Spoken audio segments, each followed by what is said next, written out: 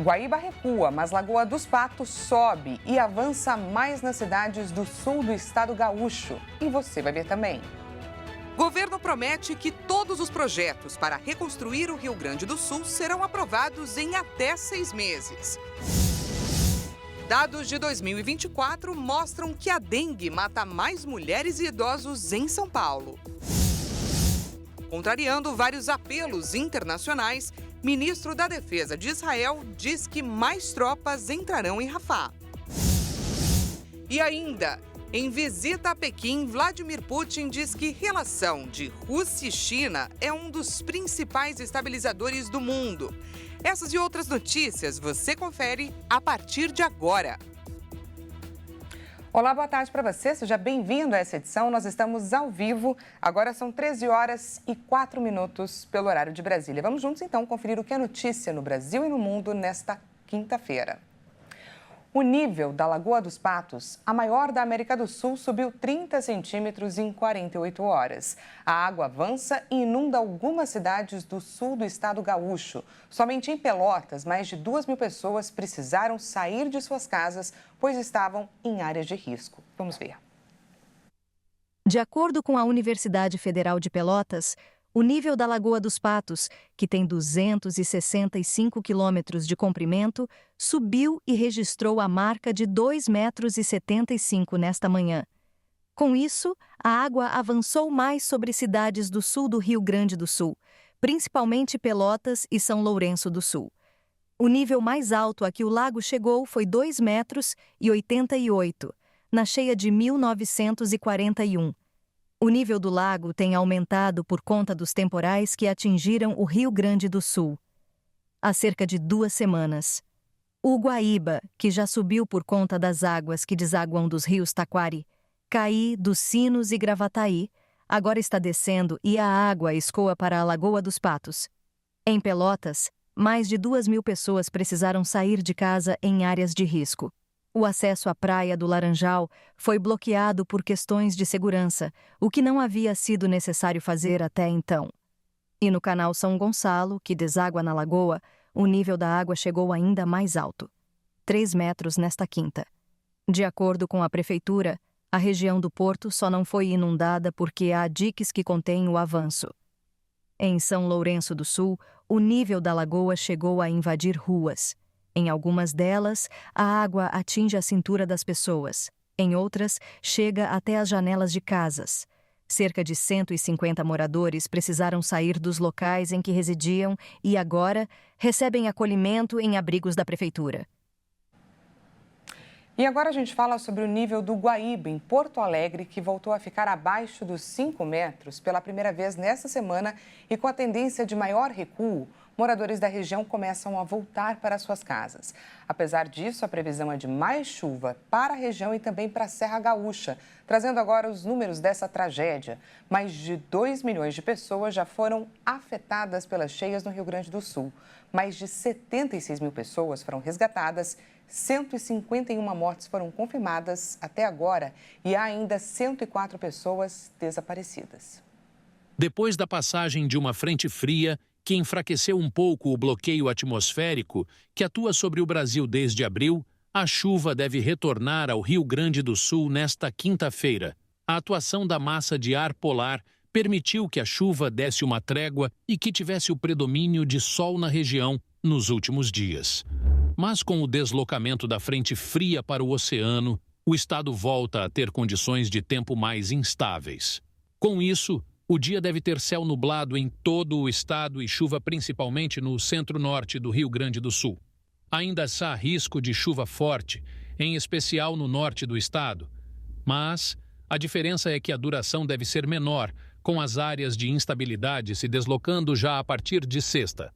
Mas os volumes médios registrados devem passar dos 60 milímetros. A chuva mais forte deve atingir inclusive a Serra Gaúcha, deixando toda a região em alerta. Já na Grande Porto Alegre, a chuva deve ser de fraca a moderada, com acumulados de até 50 milímetros. Com o solo já encharcado por conta dos grandes volumes de água registrados nos últimos dias, a volta dos temporais é um alerta para a piora das inundações. Em condições normais, os acumulados esperados não seriam o suficiente para provocar grandes transtornos. Mas, com a situação já frágil do solo, qualquer nova chuva pode representar um problema. E a Prefeitura de Porto Alegre diz que não há imóveis disponíveis na capital para todos os desabrigados. O governo federal anunciou uma série de medidas para atender as famílias afetadas pelas chuvas e pelas enchentes no Rio Grande do Sul. Porto Alegre já se preocupa com a questão da moradia para os mais de 20 mil desabrigados pelas chuvas na cidade. A Prefeitura calcula que não há imóveis disponíveis para abrigar tantas famílias e pediu à União que comande um plano de habitação para atender a demanda. O governo federal anunciou uma série de medidas para famílias afetadas pelas chuvas e enchentes no Rio Grande do Sul. As ações incluem um auxílio de R$ 5.000 para a compra de móveis e eletrodomésticos, além de saque de até R$ 6.200 do Fundo de Garantia por Tempo de Serviço e a antecipação para maio do pagamento do abono salarial e 2 parcelas extras do seguro-desemprego. Os contribuintes gaúchos também vão ter prioridade no resgate das restituições do imposto de renda. O presidente Lula também liberou a inclusão de mais de 20 mil famílias no programa Bolsa Família. E, além disso, o governo também criou uma secretaria extraordinária, com status de ministério, para coordenar a reconstrução do Estado, sob comando do ministro Paulo Pimenta. O ministro Rui Costa informou que o governo federal está garantindo que as famílias que perderam as casas do programa Minha Casa, Minha Vida vão ter a casa garantida de volta.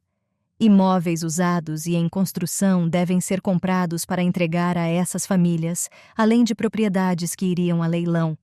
O governo também anunciou a suspensão, por 6 meses, das parcelas mensais de residências adquiridas pelo programa Minha Casa, Minha Vida ou financiadas por meio do FGTS e aumentar para 12 meses o prazo para uso do FGTS para pagar parcelas atrasadas.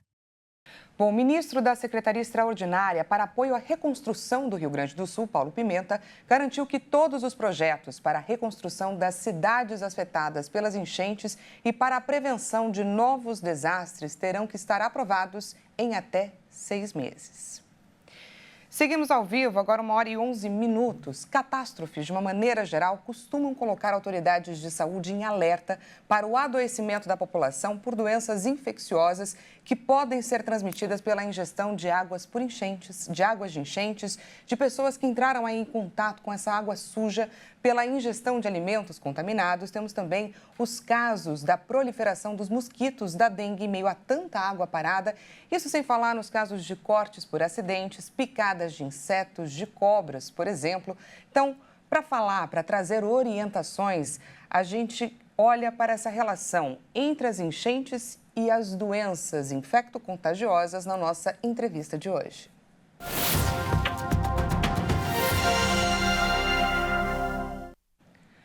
Recebo agora a imunologista a doutora Lúcia Wad. Seja muito bem-vinda, doutora. Uma ótima tarde para você. Boa tarde, Daniela. Boa tarde a todos os ouvintes. É um prazer estar aqui com você. A gente que agradece mais uma vez a sua disponibilidade. Doutora, em Porto Alegre, por exemplo, com a água baixando, os moradores passam a conviver agora com animais mortos, com esgotos, ratos dentro das casas. Qual é a grande preocupação desse cenário com relação à saúde? Então, é uma preocupação importante nesse momento tão crítico que a população do Rio Grande do Sul está atravessando, que é o contato com essa água contaminada. O contato com a água contaminada pode levar a uma série de doenças, entre elas a cólera, leptospirose, que é transmitida pela urina do rato, a hepatite A. E a água parada, além disso, ela pode ser um reservatório para bactérias, vírus e parasitas. Então, é um momento muito crítico. A população tem que ter atenção e cuidado, né? Usar roupas revestidas de preferência, né? E essa água contaminada, além dessas doenças, pode provocar dermatites, infecções fúngicas, doenças respiratórias devido à umidade, às roupas úmidas, né? Gripe, Covid, asma, enfim. São muitas doenças que podem ser transmitidas pela água contaminada E também a água acaba sendo um reservatório para o mosquito, que é o agente causador de várias doenças, como zika, a dengue, febre amarela, né, malária. Então, a gente tem que ter cuidado em relação a essas doenças que podem aparecer e já estão aparecendo aí no Rio Grande do Sul. E, doutora, nessa semana, a Sociedade Brasileira de Imunizações divulgou orientações para a imunização das vítimas das chuvas. Ela trouxe, doutora, uma lista de vacina para que as pessoas se protejam. Eu gostaria que você trouxesse, que você falasse para a gente quais são esses imunizantes, quais são as orientações para quem esses imunizantes são indicados e trouxesse para a gente também as diferenças com relação às idades, diferenças para idosos, para crianças e também para as grávidas, para as gestantes. Então, a Sociedade Brasileira de Imunização, ela soltou uma lista de vacinas recomendadas para essas pessoas que estão tendo acesso a essa água contaminada no Rio Grande do Sul. As vacinas são a tríplice viral, que cobre sarampo, cachumba, rubéola, hepatite A, hepatite B, tétano, raiva e também a vacina da gripe e da Covid. A vacina da gripe e da Covid, ela está seguindo o calendário do Ministério da Saúde, essas vacinas estão disponíveis nos postos de vacinação em todas as cidades. Então, as pessoas devem procurar o posto de saúde mais próximo e seguir o calendário vacinal. As demais vacinas, elas têm que entrar no site do Ministério da Saúde e ver direitinho quais vacinas devem tomar, para qual faixa etária, em casos de grávida e também pessoas idosas devem procurar uma orientação médica antes de administrar a vacina, mas a vacina acaba sendo uma proteção em meio a essa exposição à água contaminada e também a essa chance maior de adoecer e vir a ter alguma dessas infecções. Exato, é uma forma de prevenção, não é, doutora? E qual a orientação, doutora, para as pessoas, por exemplo, que ficarem doentes? É claro que é uma situação bastante adversa, é difícil o acesso a remédios, é difícil o acesso aos profissionais de saúde. O que a gente pode trazer de orientação para essas pessoas? Então, as pessoas devem procurar atendimento médico assim que tiver contato com essa água contaminada, porque algumas pessoas podem apresentar sintomas semelhantes da gripe e, às vezes, pode ser uma doença mais importante pelo fato de ter sido exposto a essa água contaminada. Socorristas, os médicos, pessoas que tiveram arranhadura ou mordida de animais, ou tiveram a pele exposta em contato com a água contaminada, deve-se conversar com o médico para ser administrado um antibiótico como maneira profilática, para evitar que essas pessoas adoeçam, porque, infelizmente, essa água ela está contaminada, isso é inevitável. A gente vem aí observando, né, que o nível da água vem subindo, a gente tem visto animais mortos, né, enfim, pessoas, e isso é muito perigoso. Então, essas medidas profiláticas de vacinação e uso profilático de antibiótico é muito importante. Então, é necessário, e eu também oriento a procurar um posto de saúde mais próximo. Muito obrigada. Conversamos com a imunologista Lúcia Wad. Doutora, muito obrigada pela sua participação mais uma vez aqui no nosso espaço. Imagina, eu que agradeço. Até logo. Até mais. E agora vamos falar sobre a dengue. Mais de 680 pessoas já morreram por causa da doença neste ano aqui em São Paulo. A Secretaria da Saúde Estadual revelou que a dengue matou mais mulheres e idosos no estado. O painel de monitoramento da dengue da Secretaria Estadual da Saúde de São Paulo mostrou que até 13 de maio, o estado registrava 680 mortes. Desse total, 375 eram idosos acima de 65 anos, que respondem por mais da metade das mortes entre os paulistas. No recorte por gênero, a doença matou 357 mulheres. A capital é a cidade com o maior número de mortes no estado, com 121 óbitos, o que representa quase 18% do total. Os casos ultrapassaram 1 milhão no estado no sábado, sendo que a capital registrou cerca de 32% do total, com mais de 318 mil. Na capital, As mulheres também são as que mais morrem. Foram 64 óbitos de janeiro a maio, contra 56 de homens. Diferentemente do estado, a capital não registra mortes no mesmo dia do início dos sintomas. O período na cidade varia entre 1 e 101 dias, e a média é de 11 dias. E veja a seguir, contrariando vários apelos internacionais, ministro da Defesa de Israel diz que mais tropas entrarão em Rafah. E ainda, em visita a Pequim, Vladimir Putin diz que relação entre Rússia e China é um dos principais estabilizadores do mundo. A gente volta já já. Não perca!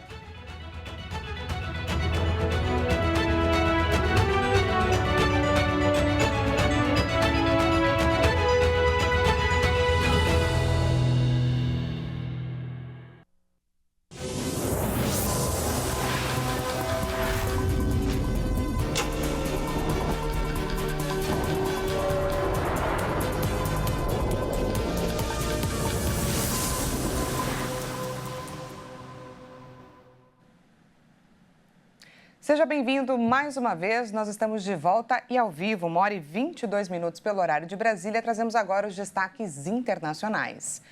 O presidente da China, Xi Jinping, garantiu nesta quinta-feira que a relação com a Rússia é propícia à paz mundial. Xi Jinping ignorou as críticas ocidentais a essa aliança e se referiu ao convidado como um velho amigo e defendeu uma solução política para a guerra na Ucrânia. Essa é a primeira viagem de Vladimir Putin ao exterior desde a sua reeleição em março e a segunda em 6 meses à China. Pequim é um apoio econômico vital para a Rússia após as sanções impostas pelos países ocidentais para a sua ofensiva na Ucrânia. A China apela frequentemente ao respeito pela integridade territorial de todos os países, mas também apelou para que as preocupações de segurança da Rússia sejam levadas em consideração. Mais tropas israelenses vão entrar em Rafah. O anúncio foi feito pelo ministro da Defesa nesta quinta-feira e ele contraria os apelos de vários países e organizações que condenam a ofensiva no território densamente povoado na faixa de Gaza. Os túneis já foram destruídos pelas nossas forças e mais túneis serão destruídos em breve. Esta atividade vai se intensificar. No início de maio, as forças israelenses assumiram o controle do lado de Gaza da passagem fronteiriça de Rafah com o Egito, apesar da preocupação internacional com 1.400.000 civis retidos ali. Essas imagens mostram o deslocamento no local, após as ordens de evacuação emitidas por Israel. A Agência das Nações Unidas para os Refugiados Palestinos indicou que 600.000 pessoas fugiram de Rafah desde que as operações militares se intensificaram na cidade. O primeiro-ministro israelense anunciou a intenção de lançar uma operação terrestre em grande escala em Rafah para, segundo ele, desmantelar os batalhões restantes do Hamas, e afirmou que a ofensiva militar israelense atingiu duramente o grupo islamista palestino. E o lendário narrador esportivo de 89 anos, Silvio Luiz, morreu na manhã de hoje no Hospital Oswaldo Cruz, aqui em São Paulo. No dia 7 de abril, o locutor sofreu um AVC durante a transmissão do jogo entre Palmeiras e Santos pela final do Campeonato Paulista. Ele estava internado no Hospital Oswaldo Cruz, que fica na capital paulista desde o último dia 8. Silvio Luiz estava em coma induzido, intubado e impossibilitado de fazer hemodiálise devido à fragilidade da sua saúde por conta da idade avançada. Em nota, o hospital informou que o motivo do óbito foi pela falência múltipla de órgãos. Silvio Luiz ficou marcado pela irreverência e bom humor ao narrar o futebol, além de ter participado da transmissão de 6 Copas do Mundo e 9 Olimpíadas, se tornando aí uma lenda do jornalismo esportivo do Brasil. Deixo aqui, em nome de todo o jornalismo aqui da Rede TV, nossos sentimentos aos familiares e aos fãs. E no fim da tarde dessa última quarta-feira, a CBF comunicou o adiamento da 7ª e 8ª rodadas do Campeonato Brasileiro de Futebol. Com isso, o campeonato segue sem jogos até o final de maio. 11 clubes da Liga Forte União comunicaram ao longo da semana que estão a favor da paralisação temporária do campeonato. Na quarta-feira, 15 clubes se colocaram a favor da paralisação frente à CBF, que até então era contra essa pausa. No final das contas, a Confederação Brasileira de Futebol acatou a decisão da maioria e adiou a rodada 7 e 8 do Brasileirão Série A, que voltará apenas no dia 1º de junho. Vale destacar que outras competições seguem funcionando, como a Sul-Americana ou Libertadores e a Copa do Brasil, além do Brasileirão Série B ou inferior. Clubes como Palmeiras, Flamengo e São Paulo se mantêm contra a pausa no campeonato. E hoje nós vamos para a Bulgária, um ótimo destino para quem deseja conhecer um pouco sobre culturas e tradições sem gastar muito, pois é um dos países mais baratos da Europa. A Bulgária é uma verdadeira pérola da Península dos Balcãs, um país de interesse turístico em andamento no sudeste da Europa. As pessoas procuram o país no verão para as lendárias praias de areia dourada, no outono para os festivais culturais, no inverno para resorts de esqui e vistas magníficas dos picos de montanhas cobertos de neve. Em todos os momentos, uma viagem à Bulgária promete muitas coisas interessantes. O país tem grandes florestas e cadeias de montanhas intactas, o que a torna um ótimo lugar para animais selvagens. E já que estamos conhecendo um pouco mais sobre a Bulgária, vamos dar um pulo até lá, por que não? Nós saímos dos estúdios da Central de Produção de Conteúdo da HIT, aqui na Praça da República, no centro de São Paulo, e com a ajuda da tecnologia, fazemos agora o trajeto rumo à Praça da Assembleia Nacional, em Sofia, na Bulgária. A nossa câmera ao vivo de hoje vai nos mostrar um pouco mais sobre Pamporovo, que é uma área famosa de esqui da Bulgária. Nós podemos ver, gente, que apesar de ser uma famosa região de esqui, não tem neve nesse exato momento. Isso por conta do tempo por lá. Eles estão na primavera, com temperaturas mais altas, mas o pico máximo, melhor, a chegada do verão, está prevista entre julho e agosto. E só depois é que essas temperaturas voltam então a descer. Mas detalhe, o pico máximo de calor fica aí na média dos 17 graus nessa fase do ano. Dá para você acreditar? Por lá agora são 19 horas e 27 minutinhos e a temperatura é de 6 graus. E essa temperatura ainda é muito baixa para o padrão de temperaturas em plena primavera que nós estamos acostumados aqui no nosso Brasil. E é com essas imagens e curiosidades que eu encerro esse jornal de hoje. Não se esqueça que daqui a pouco, às 13 horas e 50 minutinhos, Tabata Pote chega com mais notícias para você. Uma excelente tarde de quinta-feira e até amanhã.